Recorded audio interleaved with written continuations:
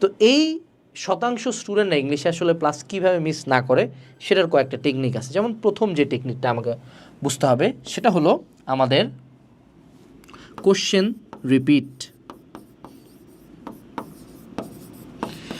আমি তোমাকে একটা সিম্পল জিনিস দেখাই। আমার কাছে বিগত বছরের কোশ্চেনেরই একটা বই আছে, এখানে আমি রিঅ্যারেঞ্জ দেখতে পাচ্ছি।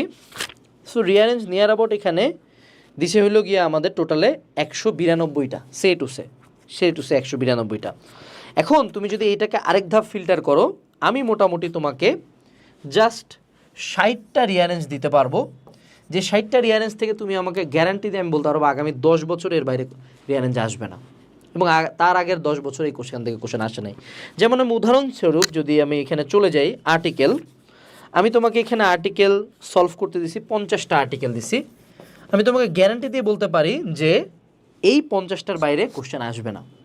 অর্থাৎ ইংলিশের কোশ্চেন কিন্তু প্রচুর রিপিট হয়, কিন্তু আমরা যেমন ফিজিক্সের কোশ্চেন অ্যানালাইসিস করি, আমরা কেমিস্ট্রি কোশ্চেন অ্যানালাইসিস করি, আমরা কিন্তু ইংলিশের কোশ্চেন অ্যানালাইসিস করি না।